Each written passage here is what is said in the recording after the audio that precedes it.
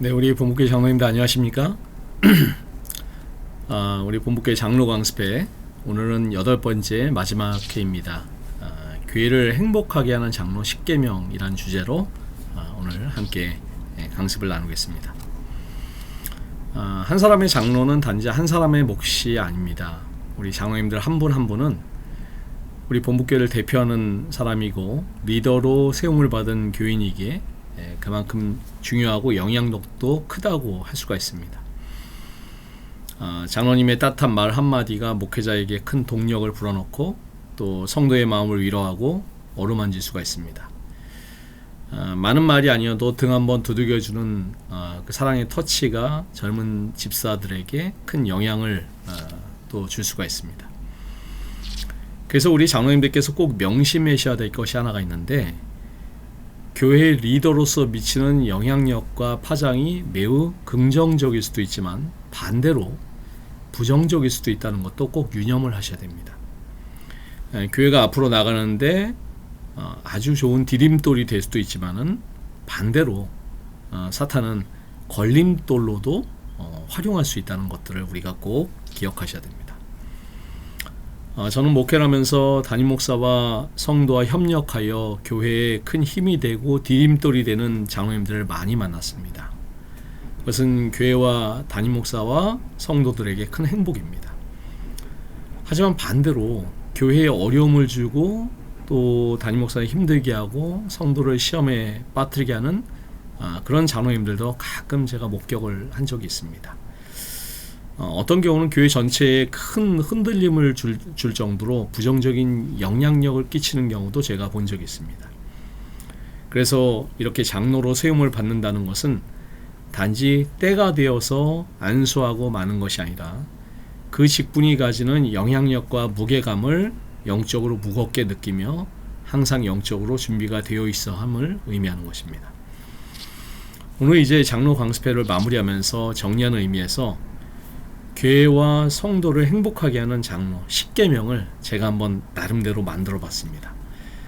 이번 장로 강습회를 위해서 장로회랑과 이런저런 장로에 관한 책들을 제가 좀 많이 읽어봤습니다. 그러면서 우리 본부교회 장로님들이 이런 장로님들이 되셨으면 좋겠다라는 마음으로 10가지를 총 정리하는 의미에서 만들어 봤는데, 한번 보시면서 장로님들의 거룩한 직분을 재점검해 보시는 그런 계기가 되시길 바라겠습니다.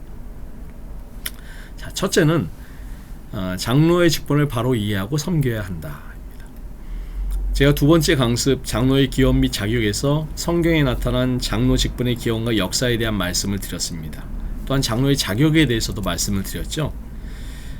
그때 제가 악기 튜닝을 예로 들어서 말씀을 드렸습니다. 장로가 거룩한 직임을 맡아서 봉사하기 전에 영적 튜닝을 잘해야 된다라고 말씀을 드렸는데요. 영적 튜닝이 되어 있지 않으면은 교회에 많은 어려움이 생길 수 있다라고 말씀을 드렸습니다. 사탄이 교회를 무너뜨리기 위한 방법을 너무나 잘 알고 있습니다. 대표적인 방법은 교회의 리더십을 공략하라. 리더십이 흔들리면 교회는 흔들리게 되어 있습니다. 그러면 사탄이 교회 리더십을 공략하는 가장 효과적인 방법이 무엇입니까? 교회 지도자들끼리 싸움을 붙여라. 우리 본부교회가 사탄의 이러한 공격을 잘 방어하고 있습니까? 사탄의 이 공격으로부터 우리 본부교회를 지켜내기 위해서는 하나님께서 위임하신 장로라는 직분을 올바로 이해하고 영적으로 우리가 늘 하늘의 소리에 잘 맞춰서 튜닝이 되어 있는지가 가장 중요한 일입니다. 그래서 우리 장로님들이 기도생활, 말씀생활 이런 것들은 장로 직분에 있어서 가장 중요한 핵심적인 요소가 되는 것입니다. 자, 두 번째는 칭찬받는 덕스러운 성도가 되라. 총신대학교 신학대학원 건물 앞에 비석에 이렇게 쓰여 있습니다. 신자가 되라, 학자가 되라, 성자가 되라, 전도자가 되라, 목회자가 되라. 이곳은 신학생들이 목회자가 되기 위해서 찾는 곳인데, 이들을 위해서 가장 먼저 되라고 하는 것이 바로 신자입니다. 다른 말로 하면 목회자나 학자가 되기 전에 먼저 성도다운 성도가 되라라는 그런 말이죠. 이 비석의 의미처럼 우리 본부교회 장로님들도 장로 이전에 먼저 본부교회 거룩한 성도가 되어야 된다라는 그런 말씀입니다. 하나님은 우리를 왕같은 제사장으로 세워주셨습니다. 왕이란 존재도 귀하고 제사장이란 존재도 귀한데 왕같은 제사장이란 칭호로 우리를 칭해주셨으니 이 호칭이 얼마나 귀한 칭호입니까? 왜 우리를 왕같은 제사장으로 불러주셨을까요? 하나님께서 우리를 왕같은 제사장으로 불러주신 것은 하나님의 행하시는 아름다운 일을 사람들에게 드러내고 선전하기 위해서입니다. 하나님의 아름다운 성품을, 하나님이 주신 복음을 세상에 전하는 역할로 우리를 부르신 것입니다. 그래서 우리 장로님들이 이 사실을 꼭 마음에 잊지 않게 되시길 바랍니다. 우리 본목교회 장로님들이 모두 덕스러운 그런 장로님들이 되시기를 기도합니다. 예수 그리스도의 마음을 가지게 되시기를 기도드리고요. 이 장로님들이 교회에서 덕을 끼침에 있어서 모범을 보여주셔야 됩니다. 그 중에서도 예배 드리는데도 덕을 끼치셔야 됩니다. 찬미를 부를 때도 좀 크게 불러주시고, 아멘으로 화답할 때도 좀 크게 화답해 주시고, 예배에 임하는 자세나 심지어는 예배를 위해서 일찍 교회에 오시는 그런 모든 모습들까지 성도들에게 모범과 덕을 끼쳐 주셔야 되는 것입니다. 이 성도들에게 덕을 끼치기 위해서는 감정 조절도 잘 하셔야 됩니다. 저는 우리 본목교회 장로님들이 참 우리 모든 장로님들이 온화하시고 덕스러운 모습을 보여주심을 인해서 늘 마음 가운데 깊이 감사한 마음이 있습니다. 간혹 예전에 또는 다른 교회에서 보면은 감정 조절이 안 돼서 뭐 직원에서나 교회에서 크게 화를 내는 그런 장로님들의 모습을 본 적이 있습니다. 그래서 그 교회 분위기나 그런 여러 가지 것들이 굉장히 안 좋아지는 그런 경우를 갖다 봤는데요. 우리 장로님들이 늘 아름다운 덕을 보이셨으면 좋겠습니다. 덕스럽고 지혜로운 장로는 듣기는 잘하고 말하기는 더디하는 그런 분이십니다. 사람들은 말하기를 좋아하죠. 근데 말이 많으면 실수가 많습니다. 따라서 말을 많이 하기보다는 듣는 귀를 항상 열어두고 성도들의 이야기를 들어주시는 그런 장로님들이 되시기를 바라겠습니다. 세 번째는 비전을 공유하는 목회 동역자가 되라. 고린도전서 1장 10절의 말씀처럼 사도 바울은 고린도 성도들 향해서 온전히 합하라라고 간절히 호소합니다.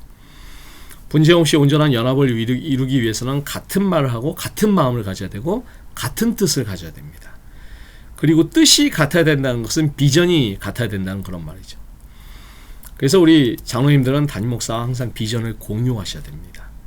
담임 목사의 뜻대로 장로님들이 무조건 따라오라는 그런 말이 아니라 함께 꿈을 꾸고 함께 목표를 만들고 함께 성도들에게 호소해서 나가야 된다는 것입니다. 제가 전에 있던 어느 교회에서 처음 수석장로 되신 장로님이 저에게 목사님, 담임 목사 수석장로가 한마디로 어떤 존재입니까? 라고 질문하셔서 제가 뭐 깊이 생각을 안 했는데 갑자기 질문하시니까 교회의 아버지와 어머니입니다 라고 이렇게 말씀을 드렸던 기억이 있습니다. 아빠와 엄마가 싸우고 사이가 안 좋으면 그 자녀들이 얼마나 불안할까요? 하지만 늘 화목하고 뜻을 같이 하는 부모가 있는 가정은 언제나 화목하고 행복합니다. 담임 목사와 수석장로와의 관계, 더 나아가서 담임 목사와 장로님들의 관계가 이와 같을 때 성도들은 안정감 있고 행복하게 교회 생활을 이렇게 해 나갈 수 있을 것입니다. 네 번째는 갈등을 넘어서 연합을 이끌어라. 어느 교회건 갈등이 없는 교회는 없습니다. 제가 목회했던 모든 교회도 하나도 예외 없이 다양한 종류의 갈등이 존재했습니다. 교회가 둘로 나눠져서 이편 저편으로 갈린 경우도 봤고, 특정한 사람으로 인해서 갈등이 생기는 경우도 봤고, 큰 교회에서는 이물이 저물이 친한 사람들끼리 이렇게 어울리는 그런 경우도 많이 보게 됩니다. 죄 많은 세상에서 생기는 이런 갈등은 교회라고 해서 예외가 아닙니다. 이것은 불가피한 현상이죠. 사람마다 공동체마다 이해관계와 생각이 다르기 때문에 다 이런 갈등은 어디서나 존재합니다. 하지만 우리의 교회가 이런 갈등이 다양한 모습으로 자주 드러나게 될 때 이것은 분명히 성도들의 신앙에 좋은 영향을 줄 수 없습니다. 그러므로 우리 장로님들께서는 이러한 갈등을 조절하고 중재하고 성도들의 연합을 도모하는 역할을 하셔야 됩니다. 그래서 이런 갈등을 잘 감당하기 위해서 우리 장로님들이 첫 번째 감정을 잘 조절하셔야 되고요. 두 번째 자기중심적인 생각을 버리고 상대방의 생각을 수용하셔야 됩니다. 상대방과 대화하고자 하는 열린 마음을 가지셔야 되고 좋은 인간관계를 맺으셔야 되고요. 항상 다른 이들을 축복하는 마음을 가지셔야 됩니다. 타인을 비난하기 전에 먼저 자기 자신을 살펴보아야 되고요. 사람을 비난하기보다는 문제를 해결하는 데 집중하시길 바라고 상대방을 공격하기 위한 약점을 보는 눈을 내가 차단하는 것도 중요합니다. 타인의 말에 귀를 기울이고요. 이기는 용기보다는 양보하고 지는 용기가 필요한 것입니다. 다섯 번째는 나의 생각을 조율하라. 아리스토텔레스는 이런 말을 했습니다. 어떤 일을 해야 한다고 계속 생각하면 온몸의 세포가 그쪽으로 정렬한다. 자, 이 말대로라면 어떤 일이 벌어지는 것보다 중요한 것은 어떻게 생각하는가인 것입니다.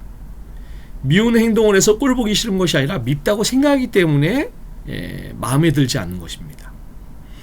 이런 생각이 결국 나의 운명을 결정하는 것이죠. 굉장히 무서운 말입니다.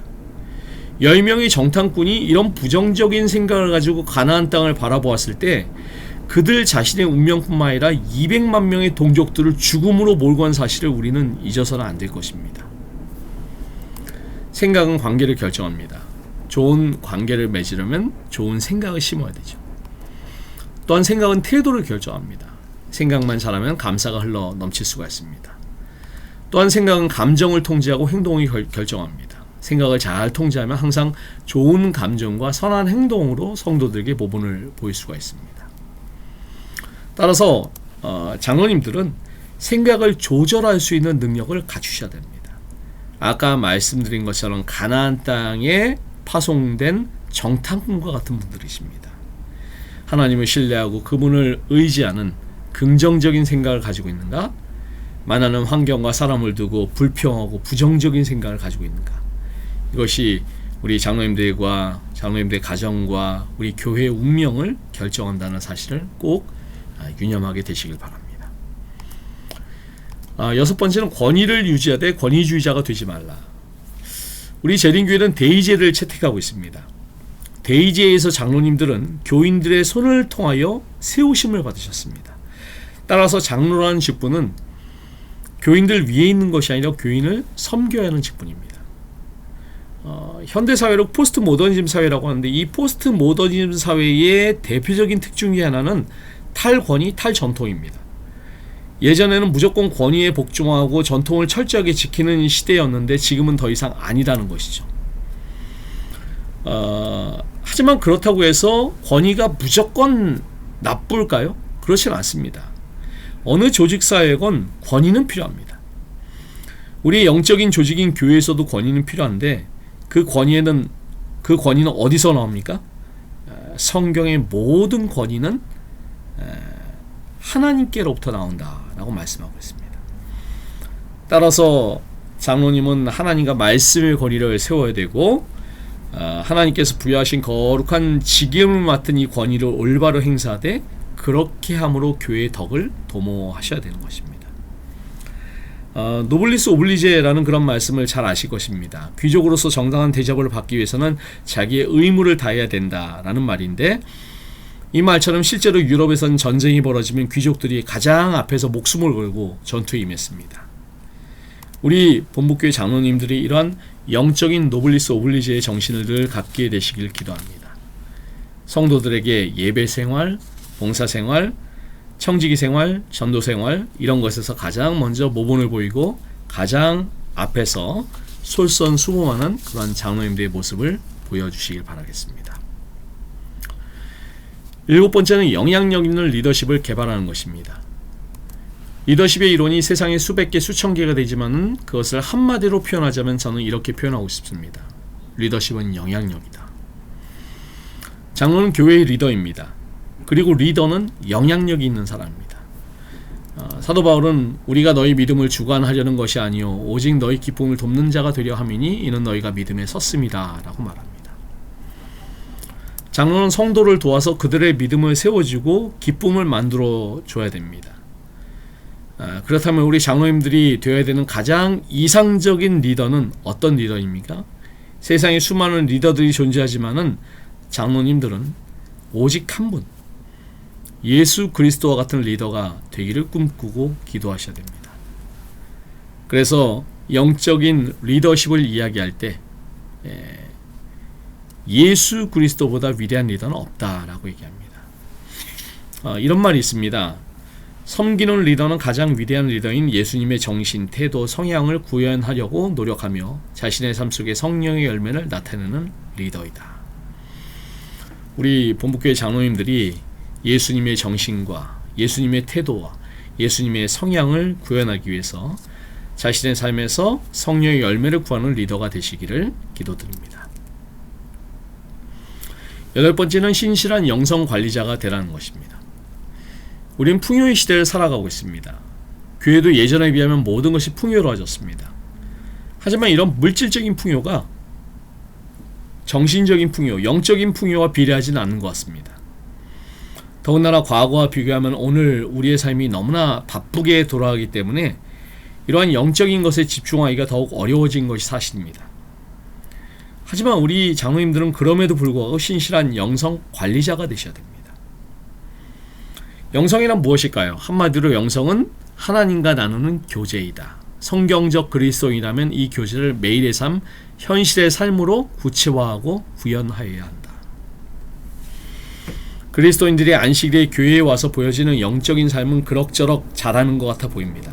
그러나 평상시에 우리의 가정에서, 직장에서, 이웃 관계에서 영적으로 살아가는 삶은 어떨까요? 우리의 공동체 예배는 잘 드려지는 것 같습니다. 그렇다면 우리의 생활 예배는 어떨까요? 이 차이에 괴리가 자꾸 벌어지기 시작하면은 결국 나는 이중적인 삶을 사는 성도, 이중적인 장로가 될 수밖에 없습니다. 교회의 부흥은 경건의 모양을 갖추는 데 있는 것이 아니라 경건의 능력을 갖추는 데 있다는 사실을 꼭 기억하시길 바라겠습니다.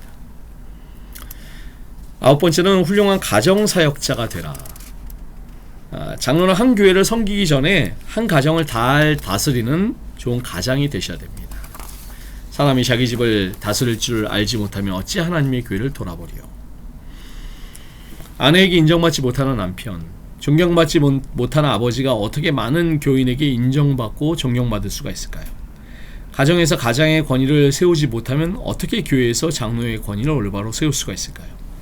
그래서 바울이 장로의 자격 가운데 위와 같은 말씀을 한 것입니다.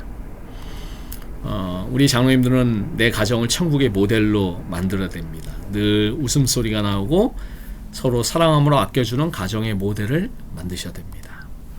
가정이 행복하자면 교회 일도 제대로 할 수가 없습니다.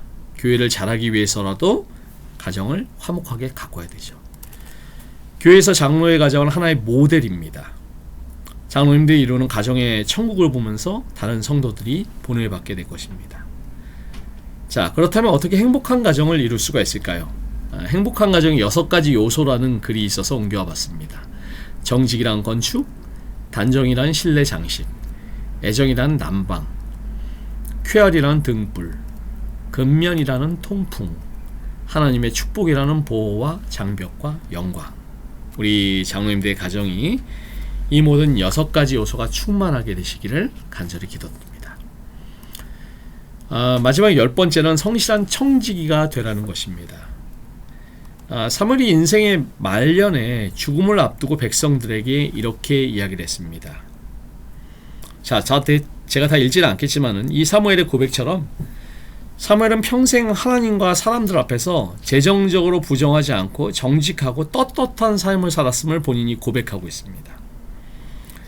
흔히들 사람이 사람을 속이는 것이 아니라 돈이 사람을 속인다 라고 말하지만은 비록 돈이 사람을 속인다 할지라도 그러한 선택을 하는 것은 결국 사람입니다. 따라서 우리 장로님들은 모든 면에 있어서 재물과 관련된 것은 늘 하나님과 교회와 성도들 앞에 정직하게 행해야 될 의무가 있음을 꼭 유념하시길 바라겠습니다. 정직하고 신실한 청지기가 되기 위해서 유념하셔야 될 사실들이 몇 가지가 있는데요. 첫 번째는 교회 안에서 절대로 돈 거래를 하지 말게 되시길 바랍니다. 이것은 저 개인적으로도 저의 철칙이기도 합니다. 그래서 저는 절대로 교회 안에서 빌리지도 않고 빌려주지도 않고 이런 돈 거래를 하지 않고 있는데, 우리 장로님들 이 철칙을 꼭 유념하게 되시길 바랍니다.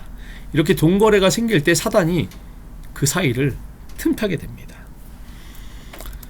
두 번째는 정직하고 깨끗하게 하지만 성실하게 돈을 잘 버시길 바랍니다. 저는 우리 장로님들이 부자 되시길 바랍니다.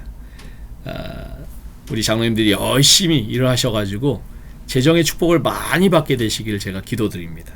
다만 성실하고 정직하게 돈을 많이 벌게 되시기를 기도드립니다. 또한 세 번째는 돈을 잘 관리하는 선한 청지기가 되시길 바랍니다.